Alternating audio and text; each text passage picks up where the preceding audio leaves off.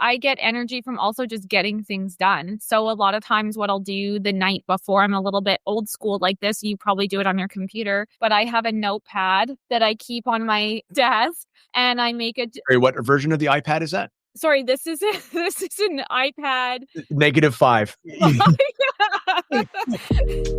You're listening to Breakthrough with Coach B, where we help you work less so you can earn and live more. Our mission is to free you from the unnecessary, the repetitive, and the draining, so you can focus on what you love, excel at, and grow your business. Let's dive in.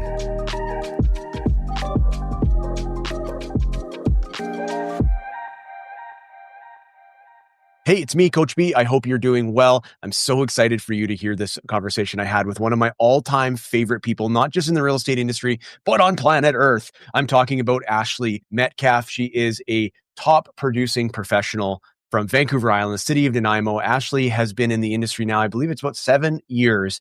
And she's got a very interesting story to get from where she was, which she originally started as a part-time front office administrator at the RE/MAX of Nanaimo office, working her way up a team from being a buyer's agent all the way to a full partner and lead listing agent on one of the top teams on Vancouver Island.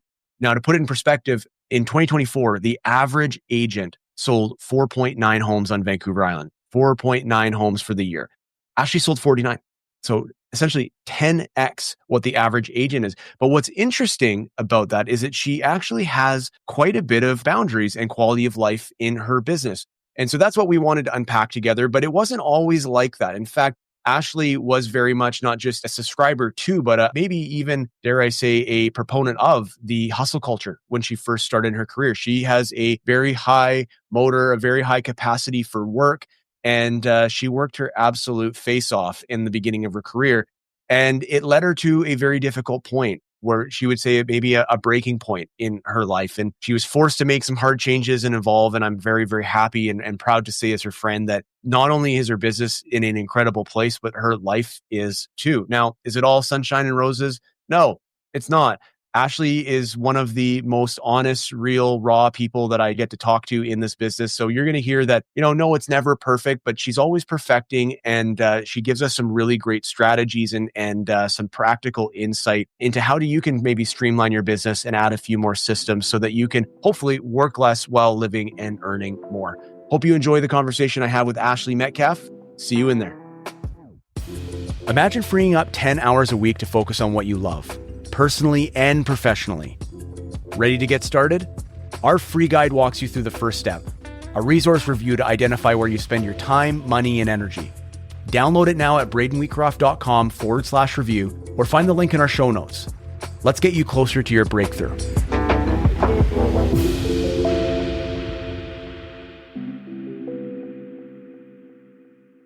Ashley, my best buddy in the whole wide world, you know what I'm not going to allow you to do in this interview? Make fun of you? No. Well, it is Pink Shirt Day. Look, I'm wearing a pink shirt just to prove it.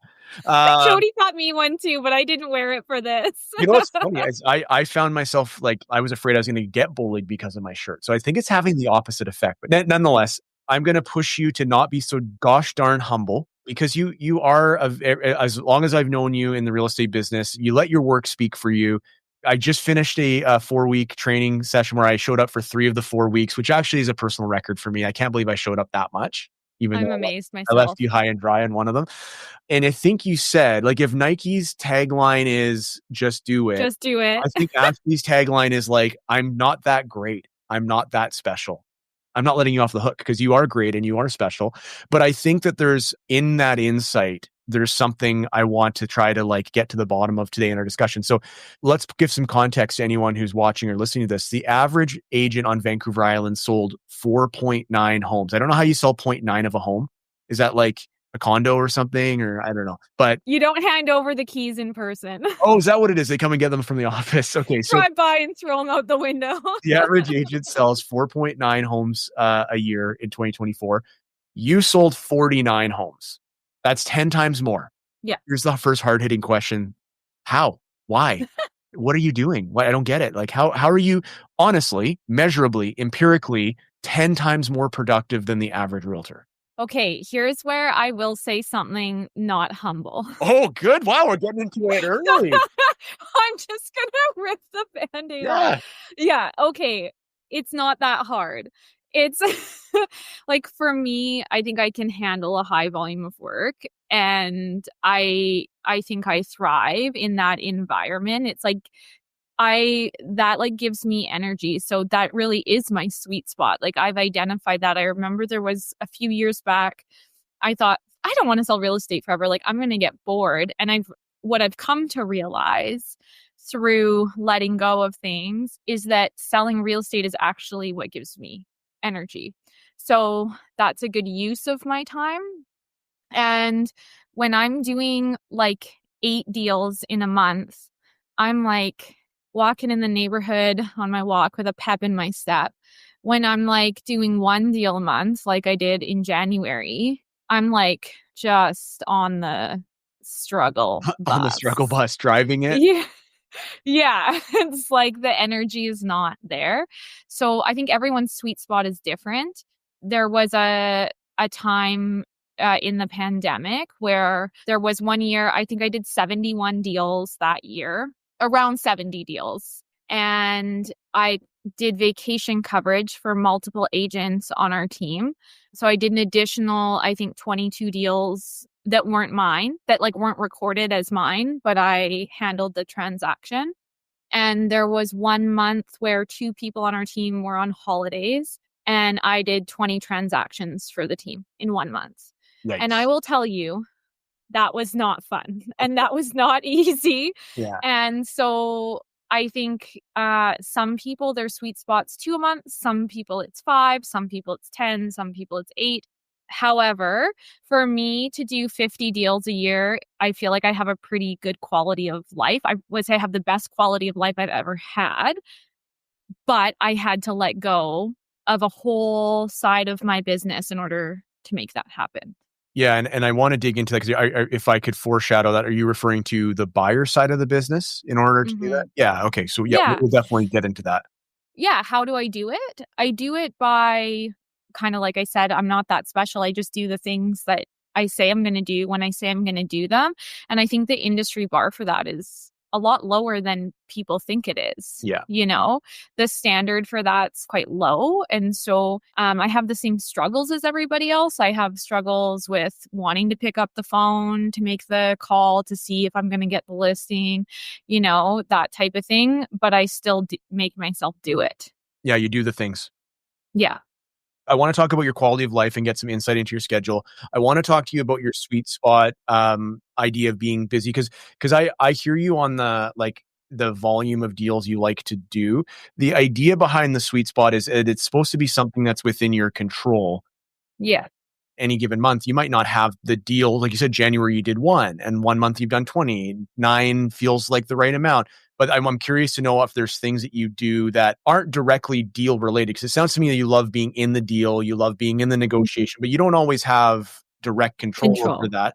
Are there other things that you would say are energizing that are also things you're good at and grow your business? Or is it just really like, put me in the deal, coach? Put me in the deal, coach is number one. Yeah. I get energy from also just getting things done. So a lot of times what I'll do the night before, I'm a little bit old school like this. You probably do it on your computer, but I have a notepad that I keep on my desk and I make a, Sorry, what version of the iPad is that? sorry, this is an iPad. -5. So like on Tuesday, February 18th, I wrote a to-do list on Monday, February 17th of my, you know, what my Tuesday to-dos were. And those might be like call the RDN to ask about this, you know, check in with the guys on my team. It could be like really little things like follow up on listings last year that expired and haven't come back to market. And I might even just need a win and just be like, okay, I'm just going to do one today because I'm not feeling it. And then just crossing them off. And so I think it was 2 years ago, I made this rule for myself that I would keep to my routine even when I'm slow, get up at, you know, 5 or 6. And I've relaxed a lot in that way too, but get up, do my usual stuff. And even if I'm not busy, I would go to my office, whether it's upstairs here where I am right now at home or at my office at work. And from like 9 till noon, I would check things off my list. And if noon came and I had no appointments, I could go home for the day and I can mail it in at that point. And so I do think that having things that you set yourself to do every day is a really good way in moving the needle forward and feeling like you're getting things done. And I like that because another thing that gives me energy is connecting with the agents on our team. I really enjoy that. I like helping them. I like talking to them. I like knowing what they're up to, not because I don't trust what they're doing, but just because I just like talking to them about their business. If I was on your team, you would definitely be checking in with me because you don't trust me. I Yeah, get yeah. that, but Everyone else. everyone else is an adult there.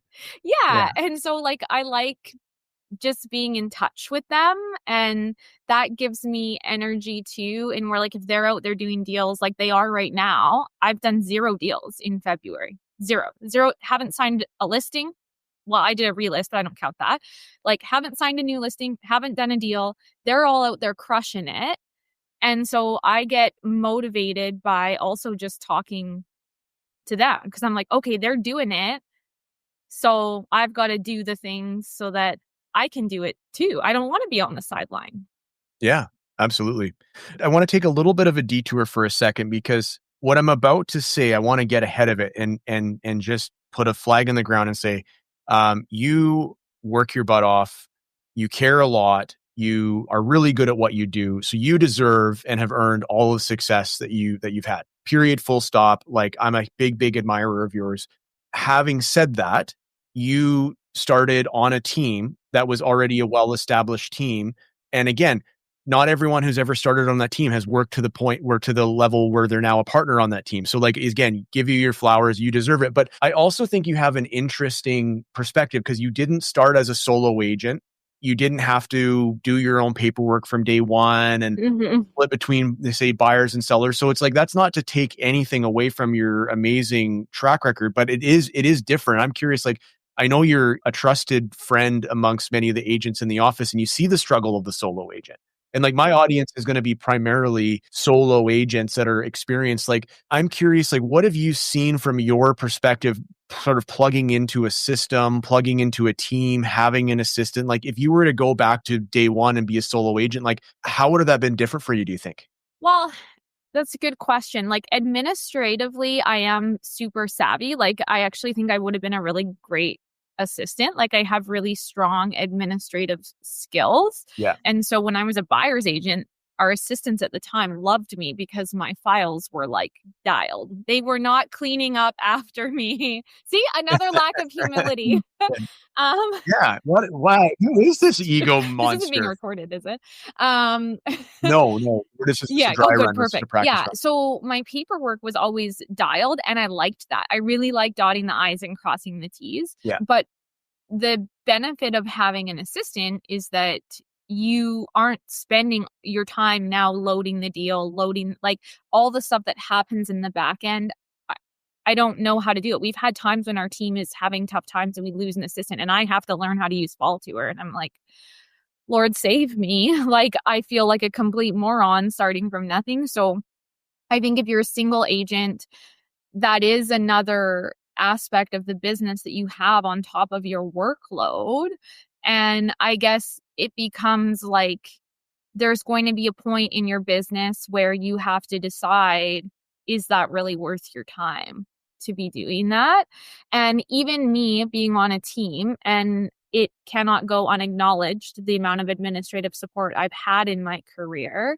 That being said, I did not let go of a lot of the administrative tasks I did and the amount of clients I worked with and the amount of support I gave to agents on our team and the amount of projects I took on for the team until about a year and a half ago. And I can tell you that there comes a point where you have to decide, is this really even if I like this task, is it the best use of my time?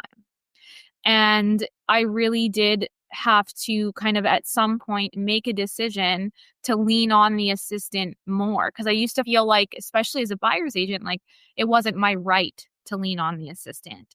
that like all I was supposed to do is give her this perfect file and she would load it and everything else was on me. And I have to say, since I transitioned to being more of a listing agent, the amount of work that I dump on Ella's desk now is insane. And I'm like, I can't believe I was doing all of these things.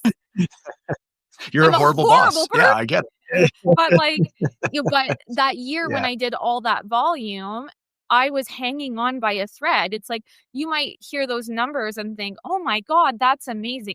No, you shouldn't be proud of that. You shouldn't be proud of having such a lack of boundary that you're doing that volume of business for other people on your team that isn't even your own. And that amidst all of that, you're carrying a heavy administrative load. Like, that's not something to brag about. So it's interesting because you kind of solved the problem I was going to throw out to you, which was like, it's interesting because I work with a lot of agents who are, believe it or not, strong administratively, like naturally. Yeah. They're the kind of people that if they do something that's not on their to-do list, they write it on their to-do list to feel the satisfaction of crossing it off, right? Like those kind of people. I do that. Yeah, I know. Exactly. And so those people often feel, or where they get stuck is they do hang on to the lower value things because they're good at them, or they hang on to them out of guilt and whatnot. And so the conversation with that solo agent, like I imagine, like if we rolled it back to, first year Ashley, and then we're talking to second year Ashley as a solo agent, part of that conversation might have been like, Ashley, you got to let go of this admin stuff because it's holding you back. Totally. Right? Yeah. But what's also fascinating from my perspective is, I kind of set this whole dialogue up by saying like, I don't want to take away your success because you've got all this team and stuff. But imagine if you were solo. I think you've actually shined a light brilliantly on the struggle of having a team and having systems and maybe not even using them. 100%. Right? Yeah. So I wasn't even thinking about that. And that is so fascinating because here you are, you have all these, expenses and stuff in place, and you're not even leveraging it to its fullest capacity. Even now, I could make improvements. Like, there's no doubt. I've come a very long way, but there's still things that I could improve for sure. And I was thinking about that because I just did my 4-week session in Victoria, and I thought about that. Like, I gave everyone all of the tools that our team has, like literally all of our systems. But if you don't use them, they're worthless. They're just a piece of paper. Yeah. Right. And that's really what it comes down to. And when it comes down to like letting go in your business, I like to use the example of a house cleaner. Like, I am a meticulous, anal person. Wait, hold on a second. Are you the kind of person that cleans before the house cleaner comes? Yeah. Like, duh. Yeah. I have self-respect. What kind of psychopath doesn't clean? Yeah. I have some self-respect here. I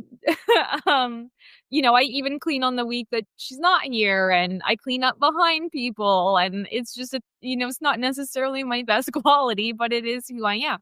But anyways, when I get really busy, when the market gets super busy, I feel stressed about the 2.5 hours I have to spend cleaning my house on the weekend. I'm like, I need a cleaner. Like, what was I thinking?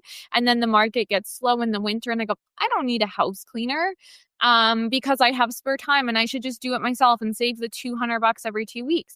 And there have been multiple years where I have let go of canceled the house cleaner and in the winter, and then April comes and I'm a hot mess and I'm pissed off that I'm spending my only 4 hours to myself cleaning the house and doing laundry and yada, yada, yada.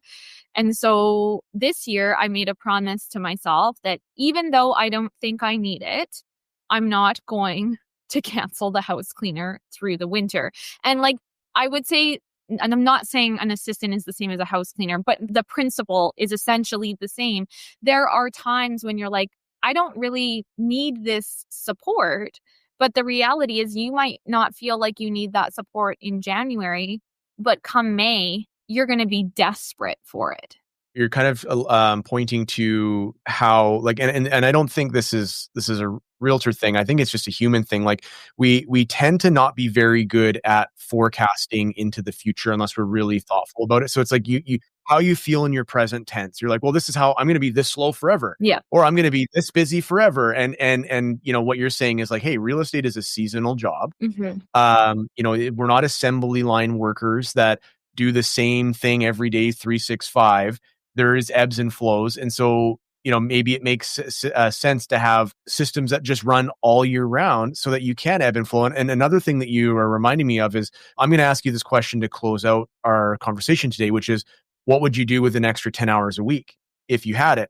And I actually think the fact that people don't have an answer to that is why they cancel the house cleaner. Totally. Because when they get the time back, the pressure's off and they don't have to run around like a chicken with their cut off in the day-to-day business. They're like, well, I've got some extra time, but what they don't necessarily have is hobbies, interests, Friends. know how to relax and friends, family, whatever. So then their default goes to, well, then I'll just clean the house. And it's like, well, you could actually imagine this for a second, be reading a book that interests you, even a nonfiction book. Mm-hmm. You could be reading Harry Potter upstairs while your house cleaner is downstairs cleaning your home. Yeah. Right. That is possible, but it is a bit of like a how you value your time and how you hold yourself. Yeah. And I think, like, not to get a little bit like woo woo, but, I've done a lot of personal work I've been going to therapy and doing personal work since I was 19. But in the last few years, I would say I've done more work around letting go. And that's really been my focus is loosening my grip on life. And that includes my grip at work and my grip at home and just my general grip, not like running through life with my shoulders at my ears. And I really think that at the end of the day, a lot of it kind of comes to a self-worth thing. Like early in my career, I didn't think I deserved a break. Like, who am I to take a Sunday off? I don't deserve a Sunday off. Like, The audacity. Who am I to in January not go into the office on a Tuesday? Like, what kind of self-entitlement do I have that I don't think that there's work I could be, doing yada yada? And it's really taken me until this last year, and not that I nap, but it's like, if I wanted to come home today and have a nap, why can't I? I have a 2-hour response time to my clients. If I want to come home and lay on my heat pad, which I love to do at the end of the day, and close my eyes for an hour, like what? Does that mean what now? Yeah. But it's like, like the story in my head before was that like I didn't even deserve to come home for lunch. Like, it literally took my dog, Kissy, aging for me to come home and eat lunch, because I was like, now Kissy eats lunch. I got to come home and let Kissy out. And well, shit, maybe I'll eat lunch while I'm there too. Like, there's a thought. No kidding. And whereas before you'd be maybe scarfing it down at your desk. Yeah, I'd have like a protein shake and a protein bar and an apple. It's like while I'm driving. Yeah. I want to go back in the timeline, a year and a half ago sounds to me like you had some type of moment of clarity or breaking point. I often find like the show's title, Breakthrough with Coach B. I find that honestly, the breakthrough often comes after the breakdown. At least that's been in my case, in my life, that's been almost 100% the case. But I do want to just ask, if knowing what you know now, and it sounds like with the work that you've done and more self-worth or self-esteem or just being generally kinder to yourself, if we could take this version of you and drop you back into day one of real estate on the same team and whatnot, like, do you think you would have operated differently, or would it have been exactly the same? Because one of the things that I'm always aware of is like people give advice often from where they're sitting in life. And sometimes they wouldn't take their own advice if they were, say, instead of a 20-year vet saying, oh, don't work on weekends. Well, when you're a 20-minute rookie, like, you're probably working every weekend for a while. So I'm just curious, like, can we fit your current belief system into that earlier stage in your career? I think you can. Like, I always say this to Josh, my husband. I don't know. I don't have to tell you he's my husband, but for other... How do you spell that? Josh. Yeah. Okay. Got it. Yeah. There's literally a song. It goes, I wish that what I know now, I knew when I was younger, And it's like we beat ourselves up for the things we didn't know or the things we didn't do. But there's some things you only learn from experience.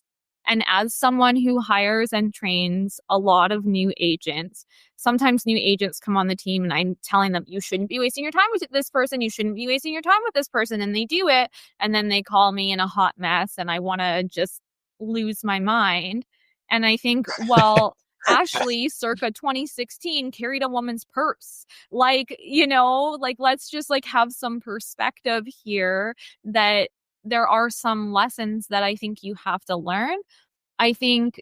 Wait, hold on. What is a purse like? You don't carry a purse now? Is that not how that works? No, someone else's purse, like a client being like, "Oh, carry this for me," and me being like, "Oh, yeah, Oh my gosh, you carry, yeah, of course I will." Like, yeah. Things where you go, I can't believe I even worked with that client, or like people who just don't respect you as a human being. So I think being a more experienced agent, you have to remember that some things you have to learn yourself and you can't change that. That being said, when I started on our team in 2016, the dynamic was very different. And I'm not going to blame people on the team. I'm going to just say culture in general.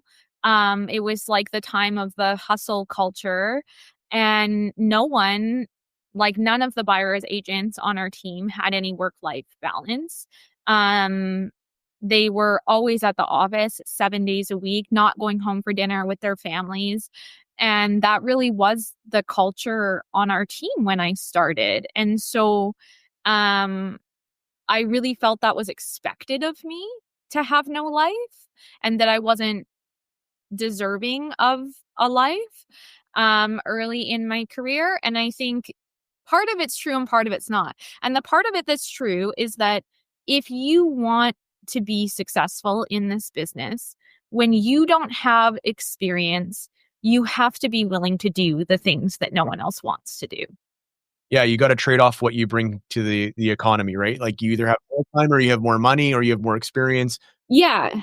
Or maybe you have none of any of them, but that's where this comes in for sure. And so I think there's that piece. And the other piece is that even if you're early in your career, and you don't have the money, but you have the time, if you still within that, when I think you do really have to be giving it all your time, if amidst that you're not giving yourself any time to do what makes you feel good, you're not going to survive because you're going to burn out. And when you get as burned out as I was by the end of the pandemic, on the heels of, basically 6 years of no boundaries in the business, you don't just get 3 weeks off and feel good. Yeah. You've made it this far, which means you're ready for your next breakthrough. If you're tired of trying to figure it out all on your own, let me guide you. Join the waitlist for our next Breakthrough Academy, a 6-week virtual group coaching program where I'll teach you our proven breakthrough method. With live lessons, expert guests, and a cohort of like-minded agents, you'll learn to work less and earn and live more. Visit bradenwheatcroft.com/academy or find the link in our show notes. Don't wait. Your breakthrough is just around the corner. You mentioned 1.5 years. I don't know if that's like exact science math there on the timing, but there was a period in as much detail as you're comfortable talking about. Like, what was going on in your world? What were you feeling like? What was happening in that moment? Because the label on the outside would say Ashley is one of the top agents on Vancouver Island. Look at how successful she is, all of the deals and everything like that. But inside that cereal box, where you can't read the label, there was something else going on. Like what was going on there? Yeah, I mean, a lot of things. Graham and I had just started like the early days of our partnership. We talk about my humility, but it was very early in my career where I told Graham, if there's not a partnership path for me here, I ain't hanging around. Like, I know myself. And I wasn't doing it from an ego standpoint. I just wanted to be honest with him early on about who I am and what I want, And so, he knew that I would go on to other things if there wasn't that opportunity. And so we, in 2018, started the first phase of my partnership, which is when I also took over the leadership of the team. And so basically what happened is over the course of several years, I was working with buyers, working with sellers, leading the team. figuring out how to be a leader myself. And I read this book called, I'm sure you've read it. It's a Simon Sinek book called Leaders Eat Last. Yeah, that's my favorite leadership book, It's an actually. incredible leadership book unless you take it too far. And so I really resonated with that style of leadership that like you give to others and they'll give to you in return.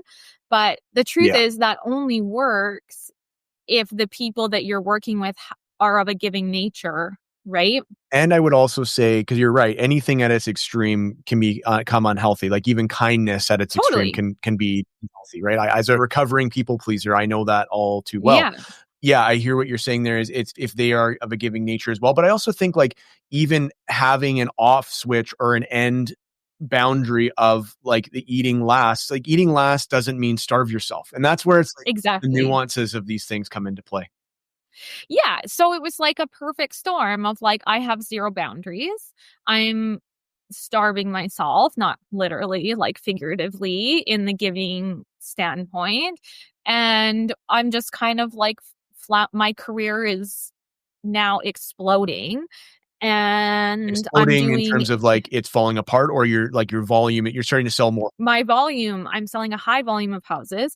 I'm still contributing to vacation coverage to the team. I'm leading the team. You know, I'm hanging on essentially by a thread. And I think this is the road to success, right? And outside of work, what's going on? There was very few, but non-work Ashley all of a sudden had this like injury and she was struggling to walk. And I thought, oh, this is a running injury. It's fine. And I just one time I literally went to walk an acreage with a cane because I was having like such bad physical pain. And you know, I had had surgery at this time and I was not physically well, but of course, you know, I wasn't asking for help at work. I was just doing more and like really suffering in my personal time. And so one of my friends, Mandy, she kept saying to me, read this book called The Body Says No. And I was like, yeah. Well, you know, I don't have time for that. But eventually I read the book and I was like, holy shit, someone wrote a book about me, which is that like you can literally only take so much and the body will say no. Anyways, I ended up being diagnosed with a form of arthritis. So that was good. I got answers and I had to make some changes there to take care of myself. And so that was kind of step one. And one of the beautiful things that happened around that time, shortly before I got the diagnosis, is we had hired someone to our team who's a very giving person, but he has very good boundaries. He had previously been on another team. He came to us. Him and I were friends. We'd worked together before, and he came to our team and he was on the team about 3 months. And I remember he walked in my office one time and was like, this isn't going to work for me. Like this way of working. No, like I'm not, no, not doing this kind of thing. And I had a lot of respect for him for that because it was the first time someone on the team was like, no, this is not like, I need some level of like balance in my life, right? And that was the first time we kind of started to shift because it was like, oh, we actually have someone here, a buyer's agent with boundaries. And so I really do attest the change in the office to him because he really had the self-worth and the self-confidence to say, and we're talking about someone who sells 40 deals a year. Like does a good business. Yeah. Yeah. But he's like, I'm here to work smarter, not harder. Yeah. Like, sorry. Like, you know, and so he really kind of opened my eyes to the shifts that needed to happen in the office. And then, you know, I kind of continue. I was like, well, that's fine. You guys can do that. And I'm going to just like continue on steamrolling.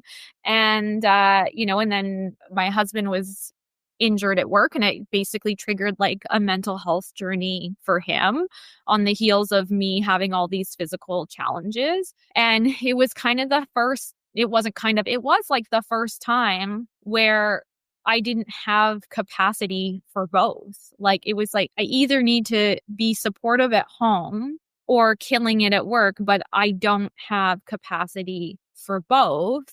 And I chose home. Yes. And it sounds to me, it's like, yeah, that first time, and if you're saying this the way I'm hearing it, it's the first time in your life that the incredible Ashley who has this like seemingly unlimited capacity for blood, sweat, and tears and work and all the things, you actually finally found your limit. Yeah, it was like, oh, physical pain, no worries, I'll get a cane. Like, not a problem. But it's like, whatever. Like, well, Turned to cocaine and you just turned to a walking cane. I mean, I think that's a healthy yeah. compromise, right? Yeah, and so it's like something happened outside of my control, and I just reached my capacity, and I was like, okay, well, we are not in a financial position for me to not work. My husband was off work, ended up being off for a year. And so it's like, okay, well, I don't have capacity to work at the way I had been working. Um, but I can't not work because, we've got we had just built a big house, we had a mortgage, we had a dog, we have a life.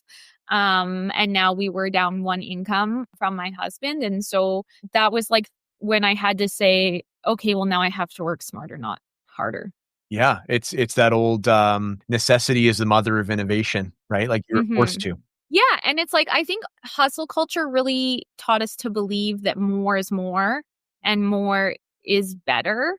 And I do believe that's dead. There's a change just in general, a shift in the world where people value quality over quantity now. And I think that applies to everything. And it really forced me to also look at my goals. Like, I'm not trying to build generational wealth. Like, I'm not. I just want to have a good life. Like, I want to be good to the people I love. I want to be giving to my community. I want to be giving to my friends. I want to be giving to my family. I want to go on great holidays. I want to have nice things. But like, I'm not looking to sacrifice my own life for someone who's not born yet. Like, that's not my goal. So why am I doing this? No doubt. And I also just want to circle back to keep score here. She mentioned Mandy recommended a book. Mandy's my wife. And so I just want the record to show clearly that one of Braden's favorite books almost killed Ashley. And my wife, Mandy, recommended a book that fixed her. So obviously, like, Yeah. don't come to me anymore for book advice. Go directly to my wife because, yeah, my book recommendations should come with like a warning label on it, like a Surgeon General, like, well, don't read this if you want to have a happy life. It's a toxic friendship. Braden strips you down and Mandy builds you back up. It's actually part of the therapeutic It is. process. It is. You get rock bottomed. Yeah, that's right. Okay, I love that. So let's talk a little bit in the time we have left here around your approach. Now, I mentioned to you before we went live that our breakthrough method is essentially the elimination of things that are unnecessary. It's the automation of things that are repetitive, and it's the delegation of things that are draining. And I know that you went through your journey without us actually talking about this process, but you've mentioned a number of things. And I'm wondering if we could, you don't mind indulging me, like if we walk through and go during that shift, the 19-month ago, Ashley, versus the dividing line, you've made that change. When it comes to eliminating stuff, what did you have to let go of in order to start seeing this better quality of life for yourself? Well, I think it's probably started with putting more things on an assistant. So I started to look at things and be like, well, do I really need to do this? Or could, my assistant at the time was Carolyn, or could Carolyn be doing that for me? And so just kind of starting to delegate the administrative task, which again, like seemed to me like things I was just good at and easy to do. But as soon as I started letting them go, I was like, oh, there's an hour or two a day. Here's a number that really is, I find, like, staggering. A 15-minute, 5-day-a-week task is 4 days of your life back every year. Yeah. So when you don't have enough time to go on a vacation or even a long weekend, it's like find a thing that's 15 minutes and let that go, or automate it or Mhm. delegate it. And that's 4 days back. Boom. There you go. Yeah. And also part of it was just like accepting like how much money do I really need? Because I've done over 70 deals a year. And to be honest, it wasn't that great. Like, sure, it's cool to say, yeah, I did 70 deals a year, but it's like, was I really winning at that point? Like, it's like, I think a lot of agents, when they get over 40 deals a year, they lose their quality of life and they're like, oh, I'd rather just do 35. It's better. Yeah, I'm Um, gonna have to dig up this study, and I think it needs to be contextualized for North America. But I remember seeing this thing, this research. It said above about $85,000 a year, financial motivation and satisfaction from money becomes a diminishing return. So you're not like, when you earn 160 or 170,000, you're not double as happy as you are when you make 85. Now, I don't know what that number is. Obviously, like cost of living in the area, it will factor in, but yeah, that is one of the things I've seen in my capacity, especially in my broker owner role, is like, we work with a lot of very productive people. And it's not to say that every productive person is an unhappy person, but the amount of people who are very financially successful that are not feeling like they're thriving in other areas of their life is staggering. It's the whole reason why I do this podcast in the first place, is to kind of shine a light on this stuff. It's like money doesn't make you happy. yeah, I don't think it is the singular reason why you're going to be really grateful for your life. you won't. Yeah. You won't. And I know I'm on a team, so I know it's different, but I am an owner in that team. And so let's just give some perspective. If you're making $500,000 a year and you don't have time for a holiday, you don't have time to sit down and have dinner with your spouse without your phone there, you don't go home for lunch, whatever, maybe you don't even exercise because you don't take care of yourself. I don't know what your story is, but we can create any dialogue we want. Now, if you pay an assistant, whatever, $65,000 a year, and now you have taken 40 hours of your work week Yeah. out of your week, what could you be doing? And it's like, I was someone who had access to an assistant that was probably relieving 20 hours a week of work for me, but I was still taking on other work that I could have been delegating out. And maybe 20 hours is generous, but you know what I'm saying? Yeah. Like, there was time in my day that I was doing things that a competent assistant is more than capable of doing. The other thing was also, a lot of it comes down to ego. I know we talk about me having humility, but I do have an ego. We all And we all do. And, part of the dialogue I told myself was that I couldn't let go of my clients because they love me so much. How could they possibly like Julian? Mhm. Like, I mean, how could I they? get that one, but let's Yeah. use another name. And like, not how could they like Julian, but like, how could they, I'm a woman. I hug my I'm God's gift to real estate. Yeah, I hug my clients and I'm so personal with my clients, and he's more of a numbers guy and blah blah blah. And it's like, when I started letting go of my clients, like, I would fumble it so bad. I'd be like, well, Julian's gonna take, he's gonna help you on the buy side, but I'm still here and I'm still involved, and like, and they would kind of be like confused. So like, are you my realtor? Is Julian my realtor? Like, and then I would end up still coming on some appointments, not because I think Julian is incompetent. He's highly competent. Like, he does not need He's me. more He does competent than not. both of us. Like, it's Yeah, like, he's definitely smarter than me. He's definitely probably better with his time than me. He has way better boundaries than me. And all of his clients love him. So it's like, there was really no reason for me to micromanage that. And I would just make it worse for myself. And then I realized I just need to rip this effing Band-Aid off. Like, I need to stop explaining this and just say it. And when I started doing it, I can tell you that I started giving up my buyers in 2022, is January 2022. I decided that's it. So I started doing it then, and I have never once had a single person not be cool with it. Like, ever. No one has ever come crawling back to me.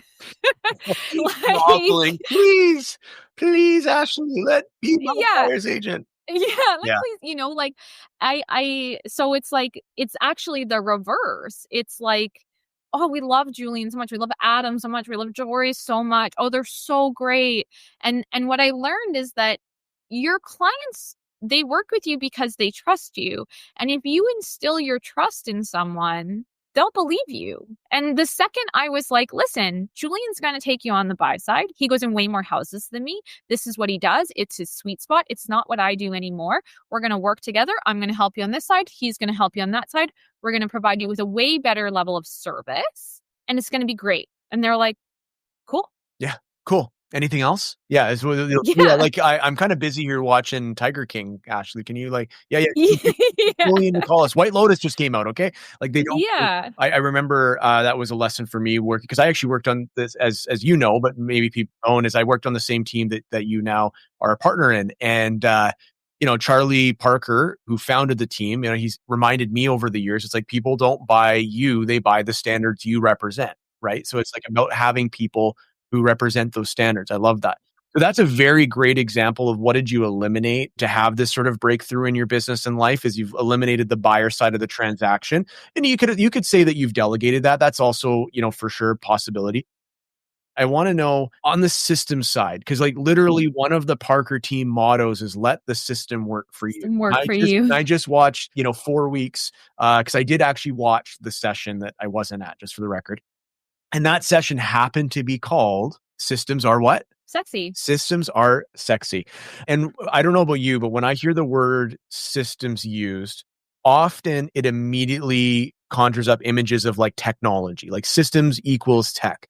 But I know from being on the Parker team from 2009 to now that there is some low tech or no tech systems involved behind this machine that is very successful. So let's talk about systems for a second, but I want to start specifically with the non-tech systems in your business. Can you kind of elaborate a little bit about the systems that you have in place that allow you to both sell 49 homes a year and also have quality of life now? What does that look like? I mean, if you haven't already figured it out, for the people who are watching, I am not an early adopter. So it's a very low tech system.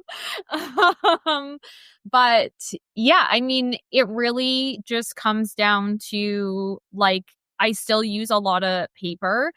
It all gets scanned into Dropbox now, which allows me to do things more remotely, like work from home, which I never used to do. I used to always be at the office. I just felt like, how could someone work from home?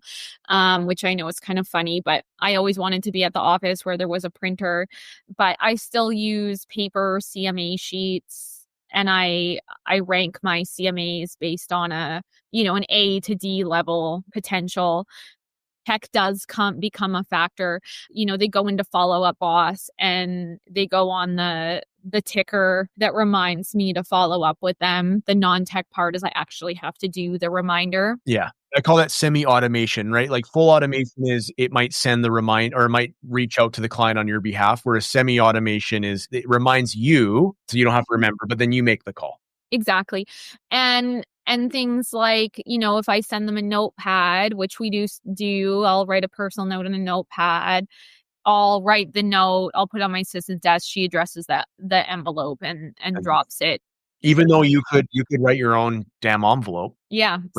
Right. Like you've got great penmanship. Yeah. And it's again, it's one of those things we let go of. Yeah. And it's it seems sometimes I feel pathetic for doing that. But or just they address all my birthday cards and they put them on my desk and then I sign them and I give them back to them and they stuff them and mail them. And those are 10-minute tasks. So everything that we have is checklist based in paper, and the assistant goes through and follows it. There are definitely some follow-up systems that I could have our assistants doing more of than I do. But for me, I think my competitive edge is my personal touch, and I like that. Yeah. And so I just am well, I want to do that. I agree. I don't want my assistant to make the call. I think there's a time and place. I'm going to the dentist on Monday. You're going to be like, oh, God, finally. And, I'm getting messages from the system saying to remind me of the appointment. I don't know that it would add tremendous value to me if Dr. Babin personally texts me and hey man, see you in the chair on Monday. Probably not. So I think there's a time and place. And also automation, I think, can be dangerous for us because, I've said before, if you want to save a lot of time, fully automate all your relationships because you won't have any clients left. right? You have lots of time. Yeah. Because no one will remember you. Like, you don't want to automate your relationships. I do want to talk, before I ask you my favorite question to wrap things up, I want to talk about this paper file checklist system, because I think that's the part that astonishes me, is like, ballpark, how many listings do you think your team will sell in a year, roughly? Well, I mean, if I'm doing 50, I don't know, 80. 80, and then you have buyer transactions, like another Yeah. 100. 100 And on a good year. Yeah. and am I correct in thinking that every deal and listing starts in a paper folder, that inside of that paper folder is stapled a long checklist, and those paper folders are 2 different colors based on what kind of thing it is? Is that still a thing? Yeah, it is. I will say our assistants now, Ella and Ellie, they're in their early 20s, and I'll be surprised if they don't get us over to like a digital checklist system. Because even the guys on our team that really are not that much younger than me, they don't come in and print their file and put it in the folder like I do. So that is starting, I think, to slowly phase out. But yeah, we do have a paper checklist. They go through it, they do their part, they put the file on my desk, I initial it, I double check the file, initial it, and then they take it back from there. So everything for us is literally still. And what I love about the paper is that, well, first of all, I'm a huge The Office fan, so you got to support the Dunder Mifflins of the world, right? But what I love about the paper is that, like, I don't know about you, but if a to-do is in my phone, it's so much easier to forget. Where if it's like written on a Post-it note, just that visual cue. And there's something about, like, you guys have a pretty amazing marketing system, and you know all the things you do to promote your listings. It's easy to miss a step. And I find even using amazing tech, like, it can be easy to accidentally click on something as you've done it when you didn't do it, or skip it. Whereas when it's a checklist and it's like, here's the deal, start on the top, work your way to the bottom, and it's not done until everything is done. Like, there is I think a beauty to that. I think so too. And one of the things I find with like Follow Up Boss, which is where all my lead reminders are, is sometimes like I'll have, call Braden. And I'll be like, oh, I don't feel like calling Braden today. I'll just push that out to next Thursday, or you know what I mean? So I think it's a lot easier to push out a task that isn't on a written checklist, which is why even for myself, I still write down what I need to do every day and cross it off. And that gives me some satisfaction. But whether you're doing it by paper or online, the point is you have to have them scheduled in and you have to do them, or they don't. Like, the system doesn't work for you if no one is executing the system. Yeah. No, and I think that's one of the common misconceptions when people talk about building a systems-based business. Like, still, someone needs to run the systems, right? Yeah. Right. So, and if it's not going to be you, you need to hire an assistant. Absolutely. Ashley, this has been great. Every time we do something together, or you're doing a session for the agents, the thing I hear over and over again that people appreciate about you is your honesty. You're just a very honest person, and I love that so much. I want to ask you though, and I'm curious to know the answer to this question, because if it's not hang out with Mandy and I'm going to be pissed, just so you know. But if you suddenly had an extra 10 hours every week while your business still was growing, what would you do with your time? I'd have more fun. Yeah? What does that look like? Yeah. I think I'd spend more time outside. I'd play more tennis. I started taking tennis lessons last year, which was huge for me. For anyone who doesn't know me, prior to this tennis lesson journey that I'm on, which is incredibly frustrating and humbling, I had signed up for golf lessons 2 summers in a row and missed every lesson, paid for them, and didn't show. So yeah, if I had an extra 10 hours a week, I would just fill it with more fun stuff. Like, I feel like I'm really at the point in my career and just in my like self-discovery where I see how giving more time to yourself actually allows you to do a better business. I love it. Thank you so much for doing this. No worries. Thanks for tuning in to Breakthrough with Coach B. If you're ready to let go in order to grow, visit BradenWheatcroft.com for free and paid resources to help you take the next step. Your future self will thank you. Until next time, here's to your breakthrough.